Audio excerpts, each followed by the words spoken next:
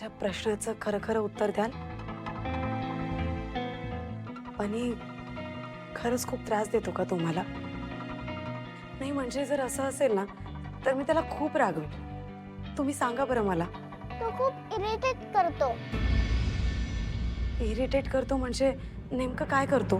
त्याला रिसेस मध्ये आमच्याच बरोबर टिफिन खायचा असतो. पण तो आल्यावरती आमचे फ्रेंड्स आमच्याशी बोलत असतात. आमचे सगळे फ्रेंड्स किती कोले पण ते बनीसारखे नाही आहेत.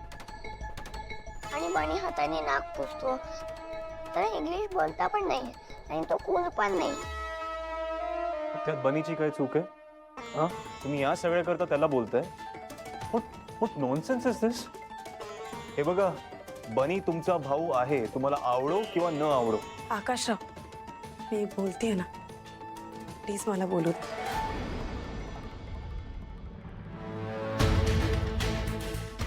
ठीक आहे, मला कळलंय तुमचं म्हणणं. मी सांगते बनी, तो आजपासून शाळेमध्ये गेल्यावर तुम्हाला भेटायला कधीच नाही येणार. मग तर झालं ना? आणि सगळ्यांसमोर आम्हाला बहीण पण नाही म्हणायचं. ठीक आहे, नाही म्हणणार. शाळेतली बाकीची जशी मुलं असतील ना तसाच बनी पण असेल. मग तर झालं ना? मग जाणार ना तुम्ही शाळेत?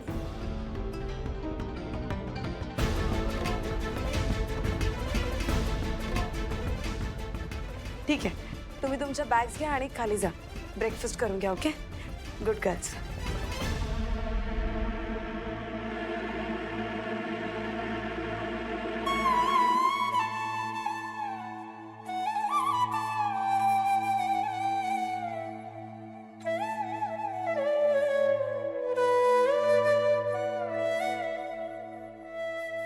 हे बरोबर नाही केलं तुम्ही. या आशाने त्या दोघी अजून शिफारतील. त्यांना त्यांना बनीचा साधेपणा नाही कळत आहे.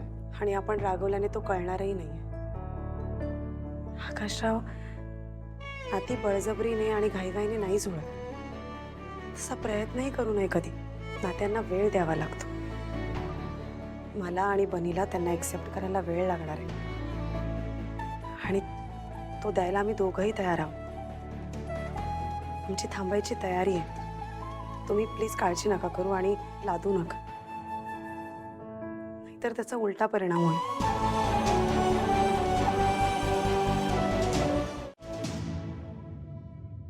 लागतच नाहीये.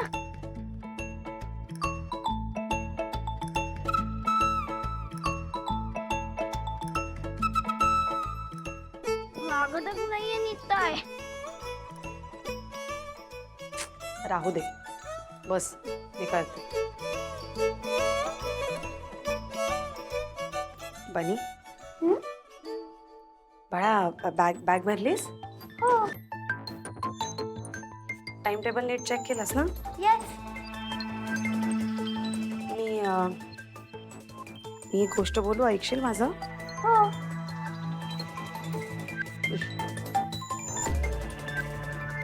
परफेक्ट.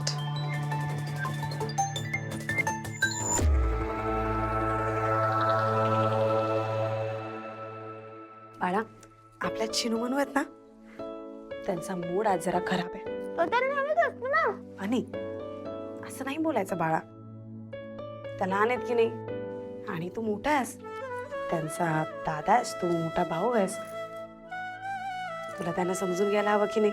ओके, घेशील ना? म्हणजे काय करायचं असतं?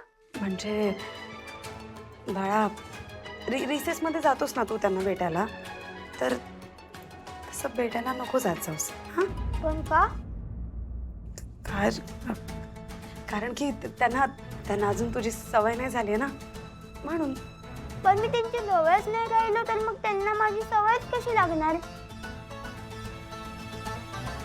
तुम्ही घरात एकत्रच असता की नाही, तेव्हा खेळत जा. पण शाळेत नको बाळा. ते काय ना, तू सारखंच चिनू मनूला शाळेत भेटायला जातो, त्यांना बहिणी बहिणी म्हणतोस, त्यामुळे सगळे शाळेमध्ये त्यांना चिडवतात. चिनू मनूला प्रश्न विचारतात, हा मुलगा अचानक कुठून आला आणि तुम्हाला बहिणी बहिणी का म्हणतो? आणि त्या लहान आहेत ना, त्यामुळे त्यांच्याकडे या सगळ्या प्रश्नांची उत्तरच नाही आहेत बाळा. पण ती दोघी सांगत का नाही की तुझं आणि बाबाचं लग्न झाले म्हणून? इतकं सोपं नाहीये ते बाळा. त्यांना अवघड जात असेल ना. आणि मी काय म्हणते, जाऊ देत ना. आपण सगळ्यांना सगळं सांगितलंच पाहिजे असं आहे का? नाही. मग तू नको भेटत जाऊ त्यांना. त्यापेक्षा तू एक काम कर ना, शाळेमध्ये तू छान तुझे नवीन मित्रमैत्रिणी बनव. सारखं सारखं त्यांना भेटायला गेलास ना तर मग तुझे नवीन मित्रमैत्रिणी कसे बनणार, हो की नाही? मी त्यांना कधीच नाही आवडणार. हे बाळा, पण आता तुला माझं ऐकावं लागणार. हं? ठीक आहे, मला तू रेस्पॉन्स करायला. बनी,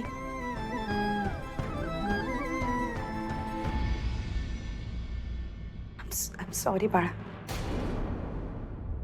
अरे चला आता, उशीर होईल. चिनू म्हणून निघाले सुद्धा. काय रे, एवढा मोठा झालायस तू तरी अजून तयार करायला आईच लागते वाटतं. नाही आत्या, तो स्वतःची तयारी स्वतःच करतो. हो का? मी त्याला फक्त बोलवायला आले होते. अच्छा, झालं बोलवून झालं. चला मग आता निघा, उशीर होईल. आणि त्यांना सोडून डायरेक्ट घरी ये. इकडे तिकडे फिरत बसू नको चहाला आणि कॉफीला. हं.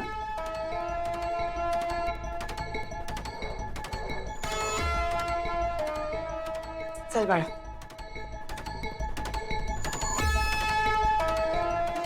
हे रोज करावं लागणार आहे वंश. तूच बघ, तुझाच नातू आहे तो.